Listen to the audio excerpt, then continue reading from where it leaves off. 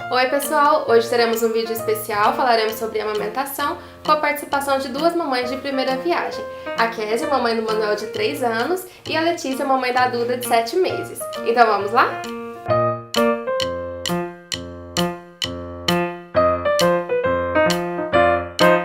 A primeira pergunta vai para Letícia, mamãe da Duda. É necessário alguma preparação para a amamentação? Como que foi? Você procurou algum curso? Então, eu particularmente, eu não procurei curso, nem o plano de saúde, nem nada, apesar de ter o serviço. Mas eu pesquisei bastante na internet, vi vídeos no YouTube, procurei grupos também no Facebook e foi muito importante pra mim. Isso, você também? Sim, eu pesquisei antes, né? Fui atrás, busquei saber como é que era, porque a gente que é mãe de primeira viagem sempre tem muitas dúvidas, né? Então pesquisei bastante. E é interessante esses serviços, né? Assim, que oferecem mais informações pra gente. Até mesmo para não pegar a gente de surpresa, né? A gente sabe como que é no começo da amamentação, a gente tem muita dificuldade, então é sempre importante a gente buscar ajuda, né? Igual aqui em Uberaba tem, né? O centro, o CAISME, que ajuda as mamães de primeira viagem, ou também até próprias mães de primeira viagem, né? Ou mães já experientes, a gente pode estar conversando com elas também. Vamos lá, Kézia. Quando foi que o leite desceu? Quanto tempo após o parto demorou? Bom, quando o Manuel nasceu, logo depois do parto, levaram ele pra mim, né? Ele mamou pela primeira vez, mas foi o colosso, né, primeiro. E depois que a gente saiu do hospital, mais ou menos uns 4 dias depois, aí o leite desceu, sim. E foi mais ou menos esse prazo que o leite desceu. Certo, então o primeiro leite que desce é o colostro, né? É importante falar que é aquele que eles falam que é o remedinho pro bebê, né? É muito importante, sai pouquinho mesmo, mas é importante a gente dar pro bebê. E logo depois, 4, 5, 6 dias, que desce o leite mesmo, né? Que aí o bebê consegue mamar melhor. Vamos lá para a próxima pergunta. A respeito dos machucados, né? Uma pergunta muito importante que acontece com certeza com a maioria das mamães. Quanto tempo durou? Você teve algum problema com isso, com os machucados, com as fissuras? E o que você usou para melhorar? Eu tive, sim, problemas, eu fiquei mais ou menos durante um mês com fissuras, não sei. E eu busquei, assim, além da rede de apoio, que eu tive muita ajuda da minha irmã em especial, que ela também tinha tido bebê há pouco tempo. Eu busquei serviços como o CAISME e o Gama, que é um serviço no hospital escola, no ambulatório de pediatria. Para melhorar, foi o próprio leite e tomar o sol da manhã para cicatrizar. E deu certo. É muito importante falar nesse assunto também a respeito do sol, né? A ginecologista pede pra gente tomar bastante sol antes, né? E até durante a amamentação. E fala muito sobre o leite, o próprio leite cura, né? Às vezes alguns ginecologistas passam até alguma pomadinha pra gente estar passando, não tem nem problema o bebê mamar por cima da pomadinha. E você, Kézia, teve também alguma dificuldade com relação a isso? Quanto à amamentação, não, né? Eu não tive nenhum machucado, assim. Mas, assim, o começo foi um pouco dolorido, né? Porque geralmente começa a descer o leite, aí enche bastante, né? Mas machucar, não. Eu até quero falar sobre isso, que quando o meu leite desceu, que foi 5 dias depois que o Gustavo nasceu, me deu febre. Eu fiquei muito ruim, assim. A questão até que machucado não teve, mas me deu febre, né? Eu fiquei muito ruim. Foi até o momento, assim, que eu pensei realmente em desistir, porque doía muito. E ele não conseguia mamar a quantidade necessária, então meu peito enchia. Aí onde muitas mães tiram o leite para doar, né? É muito importante a gente falar isso também, que muitas mães não conseguem amamentar. E a gente pode fazer o ordenho do nosso leite, levar nos hospitais, né? Que outras mães podem dar também para os seus filhos. É verdade, no CAISME é só estar ligado. Eu, inclusive, pude doar durante mais ou menos uns 2 meses, porque eu tive bastante leite, graças a Deus, apesar dos problemas, né, de machucar. E assim, foi muito importante pra mim, elas são muito atenciosas, elas buscam na nossa casa, não tem nenhuma dificuldade quanto a isso, então é realmente muito importante. Então fica aí a dica pra mamãe que tem muito leite, né, fazer essa doação também do leite, que pode ajudar outras mamães e outros bebês também. Vamos lá pra outra pergunta. O hospital deu alguma instrução sobre a amamentação? Deu. Antes do Manuel nascer, no próprio trabalho de parto, elas falaram, né, como seria, quando ele nascesse. Uma coisa muito importante também é que a criança, ela tem uma forma de pegar, né, o peito. E às vezes a gente acha que não tá saindo leite ou que ela não tá querendo mamar mais, não. Às vezes, se tiver complicado, né, se a gente estiver achando que eles não estão conseguindo mamar direito, é bom procurar alguém, né, esses serviços, porque às vezes é uma questão que a criança mesmo não tá conseguindo, né, pegar direito. O Manuel mesmo, no começo, eu tive algum problema com isso, mas foram uns 2 dias só. Minha cunhada até, né, ela é enfermeira, ela me ajudou, né, explicou, ficou ali, mostrou como é que era. Aí quando ele nasceu, no mesmo dia, as enfermeiras que levaram ele pra mim me ajudaram.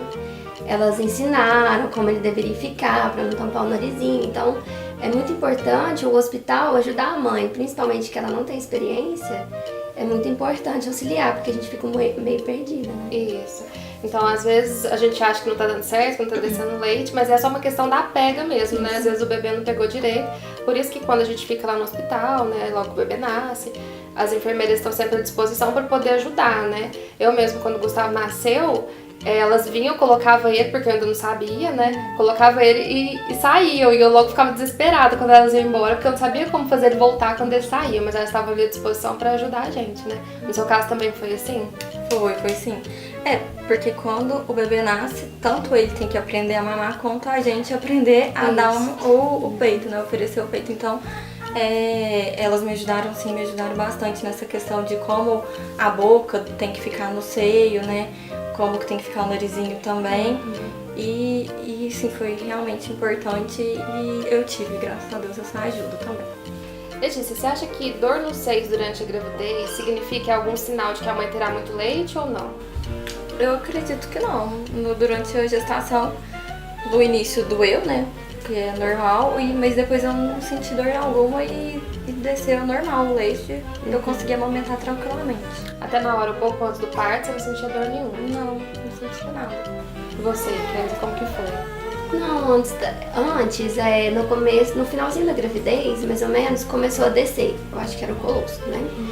E ele começou a descer bastante e eu, às vezes, queria, né, ver se tinha alguma coisa mesmo. Então, o médico me instruiu a não fazer isso, porque é um hormônio, né? Pode até antecipar.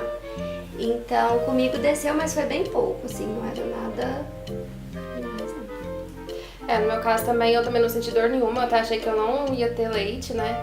Porque até antes do parto eu também não senti dor nenhuma. E também é importante isso que a Kézia falou, que mesmo às vezes a gente pensa que a gente não vai ter leite, fala, vou estimular pra ver se sai. Não faça isso, porque como ela falou, isso pode antecipar o parto, então é importante não fazer isso. É uma orientação que os médicos deixam pra gente, né? Vamos lá, Kézia, quanto tempo o Manuel mamava? Bom, no começo eu digo assim, até uns 8 meses ele mamava muito rápido. Era assim, 20 minutos, 15, 20 minutos por aí, era rápido. Eu acredito que seja porque o leite era muito leite, então descia muito e ele logo ficava satisfeito. Agora no final, quando eu tava desmamando ele, começou a diminuir, o tempo que ele ficava era maior, né? Então às vezes ele mamava um peito e acabava, né? Ele ficava nervoso e já ia pro outro. Então, no final, começou a criança tem essa necessidade, né? Ela sabe o quanto ela consegue. Então, depois que no finalzinho ele queria, ele ficava mais, ele ficava 1 hora, às vezes até chupetando mesmo, mas ele demorava mais tempo. E você, Letícia, como foi? Então, em relação ao tempo, a Duda, ela varia bastante das fases, né, que ela está, que ela já passou, mas hoje em dia ela mama bem rápido. No começo ela demorava um pouco mais pra mamar, até 30, 40 minutos. Hoje em dia, entre 10 a 20 minutos ela já mamou. O Gustavo também, ele não mama muito tempo, né? Ele mama assim, no começo ele mamava pouquíssimo, eu ficava até preocupada. Até eu cheguei a falar isso pro pediatra, ele falou, não, às vezes é porque sai muito leite, ele já se sente satisfeito, né? Você não precisa ficar, ele mamou pouco tempo, ele tem que mamar mais, né? Não tem essa necessidade, o bebê sabe, né, o tanto que ele tem que mamar. E é importante, às vezes, você dar um peito, às vezes ele quer o outro, né? Porque às vezes esse já esvaziou, ele precisa do outro peito, é importante falar isso também, né? Até porque a gente sabe que o leite, ele tem o líquido, tem o alimento e tem a gordura, né? É muito importante o bebê chegar até no final, que é a gordura, né? Que é onde ele vai engordar, o líquido é muito importante e o alimento também. Por isso que é importante alternar, né? Isso, alternar os seios, exatamente. Vamos lá para a próxima pergunta. Livre demanda, né? Um assunto muito importante, né? A gente tem que ter uma regra, o bebê tem que mamar de 3 em 3 horas, ou a livre demanda, que é o bebê mama sempre que ele achar necessário, sempre que ele tiver fome, e a mãe tá ali sempre, né, à disposição. Como foi no seu caso, Letícia? Então, a orientação que eu tive foi a livre demanda, né? Ela que escolhe a hora que ela vai mamar. E também essa questão do tempo também. O tempo também é ela que escolhe. Então, que nem você falou, às vezes a gente pensa que eles mamou pouco tempo, mas foi o suficiente pra eles. E às vezes mamou muito tempo e a gente às vezes quer que seja mais rápido, né? E não, é o tempo deles mesmo. Isso. Então é isso, é seguir o que eles estão sentindo, né? Isso, então no seu caso você deixou livre, né? Sim, livre demanda. Continuando, vamos então falar da rotina da amamentação. Kézia, como que era a rotina da amamentação com o Manuel? Bom, no começo ele era livre demanda, né? Então ele mamava no horário que era necessário para ele. E uma coisa muito importante também era na hora de dormir, né? Ele associava muito o sono com a mamada. Então várias vezes, na verdade todas as vezes, né? Ele dormia no peito. Então, o que eu fazia era que às vezes também eu me sentia muito cansada. Então, o que eu fazia era na hora de dormir, enquanto ele mamava, eu conversava com ele, ia brincando com ele, falando com ele. Então, ele conseguia manter acordado. E depois também, ele começou a associar também que depois do banho, ele mamava e ele já sabia que estava perto da hora de dormir. Então, eu conseguia manter ele acordado e depois ele dormia basicamente sozinho, né? Então... criar essa rotina para o bebê é muito importante para ele, principalmente, né? Porque se o bebê começar a associar a mamada com dormir, vai acabar prejudicando ele, porque às vezes ele nem vai estar mamando, né? Exatamente. A gente sabe que o que preocupa muito as mães é exatamente a questão de dormir, né? Impor uma rotina, porque depois a mãe vai precisar voltar a trabalhar, e como é que vai fazer, né? Se o bebê sempre entende que a hora da mamada é a hora de dormir. Então, como a Kézia falou, muito importante. Às vezes, se tá de dia, ele mama, mas você brinca com ele, estimula ele a ficar acordado, deixa a casa sempre aberta, independente da mamada. E na hora de dormir, você já coloca o clima, né? Aquele clima pro bebê entrar no clima de dormir. Você vai trocar ele, vai dar mamar, e ele sabe que é hora de dormir, né? Você também foi assim? Foi. É assim, né? Assim. Mais ou menos tá sendo assim. A gente tá tentando estipular uma rotina, né? Cada dia, mas é difícil. Isso é realmente com o tempo, né, gente? A gente sabe que não é fácil, a gente ainda tá aprendendo, a Kézia já passou por isso, né? Inclusive vai falar sobre desmame, que é uma parte dela, que a gente ainda tá nessa fase de aprendizado, os bebês são muito pequenininhos. E assim, é difícil impor essa rotina, a gente sabe que nós não somos perfeitas, né? Acredito que não tem mãe perfeita, a gente passa pelas nossas dificuldades também, mas a gente vai aprendendo com o tempo, né? Também o bebê não nasce pronto, ele não nasce, acorda, mama, não é assim, né? É difícil, mas com o tempo a gente vai aprendendo, vai dar tudo certo, né? Sim. Então vamos continuar. Falando um pouco sobre a alimentação da mãe. Letícia, você acha que a alimentação da mãe influencia na amamentação? Então, eu acredito que a alimentação influencia na amamentação porque a mãe deve estar saudável nesse momento. Então, a gente deve se alimentar de forma saudável, comer verduras, frutas, né? E beber bastante água, porque é um momento que exige muito da mãe. Porém, pelas pesquisas que eu fiz, o que a gente consome não passa pelo leite. Então, essa questão da gente restringir alguns alimentos porque dá cólica, ou tomar alguns chás porque vai melhorar a cólica, vai melhorar o sono do bebê, pelas pesquisas que eu fiz é mito. Então, assim, a única restrição que a gente tem que fazer alimentar é quando o bebê tem algum tipo de alergia. Inclusive, a Duda, ela teve bastante refluxo quando ela era petitinha e a gente suspeitou que ela tinha alergia à proteína do leite. Então eu fiz durante um tempo uma dieta de exclusão do leite, só que agora foi descartado. Então agora eu tô comendo tudo normalmente e ela não tá tendo mais os episódios de refluxo. Era um refluxo fisiológico que melhorou à medida que o organismo dela foi amadurecendo. Kézia, essa pergunta vai pra você. Até quando dar o peito? Bom, até os 6 meses a gente sabe que a amamentação leite materno é exclusivo, né? E até a introdução alimentar. Mas o Ministério da Saúde fala, né, que até os 2 anos é importante. No meu caso, eu pude amamentar o Manuel até 1 ano, né, por questões de saúde minha. Então eu tive que tirar o leite. Mas assim, foi um processo, né? eu antes de tirar totalmente, eu fui tirando algumas mamadas, porque na época já ele mamava 3 vezes no dia só. Então eu tirei primeiro a mamada da manhã e fui introduzindo a mamadeira, né? Com as fórmulas específicas para a idade dele. E assim eu fui fazendo, até que eu percebi que ele já não sentia tanta falta, né? Então aí eu retirei o leite, né? O peito, e comecei a introduzir a mamadeira e graças a Deus ele adaptou super bem, né? Certo, então já falando um pouco sobre o desmame também, já que você é a única de nós que pode falar sobre isso, né? Você falou que ele se adaptou super bem, mas no começo, quando você tava tirando, foi preciso você tirar o peito dele, teve alguma dificuldade, assim, ele chorava muito, ele sentia falta, né? Alguns médicos falam até que a gente tem que deixar chorar, né? Que até é uma questão difícil pra mãe, mas eles falam que a gente tem que deixar chorar. Teve essa dificuldade com ele? Ele chorava ou não? Foi fácil? Não, ele chorava, né? Claro, é porque o bebê tá acostumado, né? Mas eu penso assim, na verdade foi mais difícil pra mim que tive que tirar dele, né? Porque a gente que é mãe, a gente às vezes sofre mais do que a criança. Mas ele chorava, mas quando eu dava a mamadeira é porque ele já tinha um horário.